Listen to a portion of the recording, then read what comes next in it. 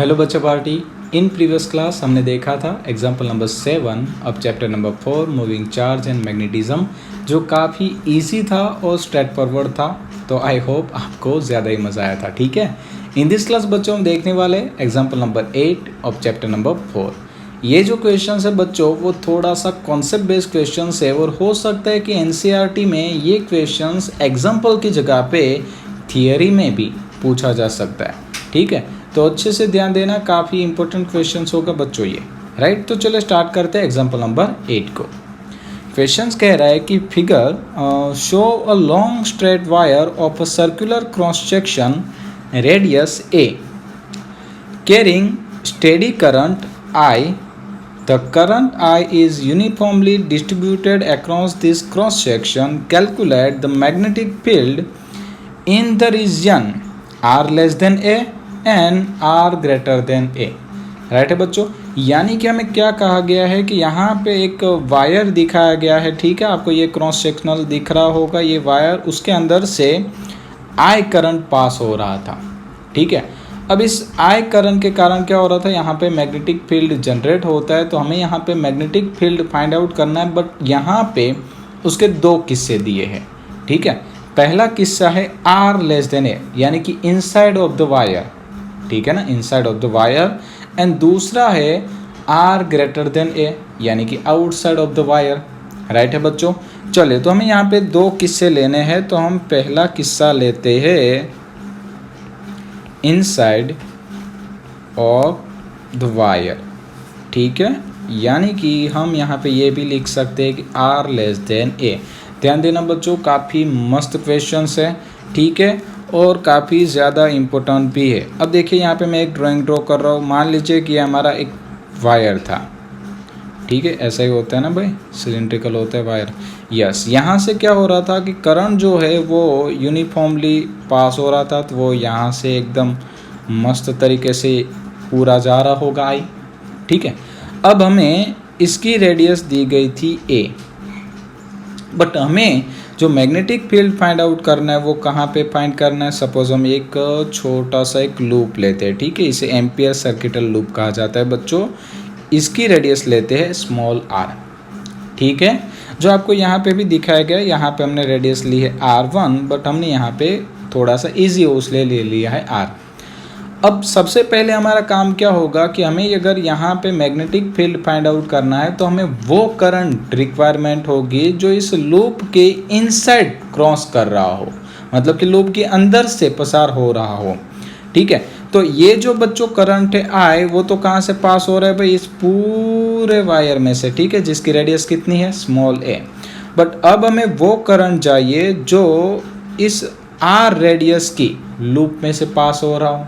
ठीक है, तो अगर आप मान लीजिए कि ये जो अगर ये जो वायर है वो सिलिंड्रिकल होगा तो ये क्रॉस सेक्शन तो सर्कुलर होगा। ठीक है, तो यहाँ पे बच्चों हम क्या नोट कर सकते हैं कि अगर पाई a स्क्वायर जितना एरिया था तो यहाँ से करंट पास हो रहा था I। ठीक है, तो पाई r स्क्वायर जितने क्रॉस सेक्शन में से पास होने वाला करंट कितना, तो हमने उसको कह दिया I डैश। तो यहाँ पे बच्चों हमें मिल जाएगा I dash is equal to I into pi r square divide by pi a square. Pi cancel, तो बच्चों यहाँ पे मुझे मिल गया I dash is equal to I into r square divide by a square. Right है, ये मुझे मिला है करंट, बट मुझे मैग्नेटिक फील्ड फाइंड आउट करना था। तो बच्चों मैं क्या करूँगा, मैग्नेटिक फील्ड फाइंड आउट करने के लिए आप लोगों को याद ही होगा एम्पियर सर्किटल्स लॉ। राइट है, चलिए तो मैं यहाँ पे लिख दूंगा बाय एम्पियर सर्किटल्स लॉ। ठीक है, बाय एम्पियर सर्किटल लॉ। तो एम्पियर सर्किटल्स लॉ क्या कहता था, integration of B dot dl। ठीक है, B dot dl is equal to mu zero summation of I। ठीक है, अब देखिए बच्चों, जैसे हम यहाँ पे ये डॉट हटाएंगे तो यहाँ पे बच्चों आ जाएगा B dl cos theta is equal to mu zero summation of I dash, यानी हमने तो करंट पहले ही पास फाइंड आउट कर लिया था और वो मिला था मुझे आई डैश, तो मैं क्या किया यहाँ पे वैल्यू रख दिया। ठीक है, चलिए अब देखिए यहाँ पे कोस थीटा की बारी आएगी। ध्यान देना अच्छे से, काफ़ी मस्त क्वेश्चन है। ये जो कोस थीटा होता है वो क्या होता है, मैग्नेटिक फील्ड और डीएल दोनों के बीच का एंगल। ध्यान दीजिए यहाँ पे ये जो हमारी लूप थी, ठीक है, तो यहाँ पे आपकी जो लेंथ है वो कुछ इस डायरेक्शन में है, और अगर करंट इस तरफ पास हो रहा है, ठीक है, इस तरफ से पास हो रहा है, तो आपका जो मैग्नेटिक फील्ड है वो भी आपको बच्चों सर्कुलर ही मिलेगा। ठीक है, यानी कि मैग्नेटिक फील्ड यू ऐसे सर्कल बना रहा होगा, ठीक है, सर्कुलर पाथ में होगा। यस, तो आप देखिए यहाँ पे अगर ये लूप होगा, लेंथ इस तरफ, मैग्नेटिक फील्ड भी इस तरफ, दोनों के बीच का एंगल कितना हो जाएगा, 0। और आपको पता है cos 0 की वैल्यू होती है 1, तो cos जो था वो पूरा ही निकल जाएगा। तो यहाँ पर हम b को बाहर निकाल सकते हैं। Integration of dl is equal to mu 0 i, यहाँ पे हम लिख सकते हैं r² डिवाइड बाय a²।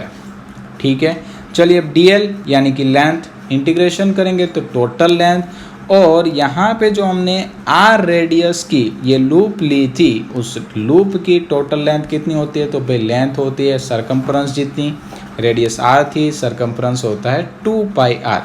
ठीक है, तो मैं यहाँ पे लेता हूँ b into 2πr is equal to mu 0 i into r² by a²। अब क्या हो सकता है, एक आर कट हो जाएगा, तो हमें बच्चों यहाँ पे मिल जाएगा b is equal to mu 0 i upon 2πa² into r। Right है बच्चों, तो ये मिल गया मुझे magnetic field inside of the wire b is equal to mu 0 i upon 2πa² into r।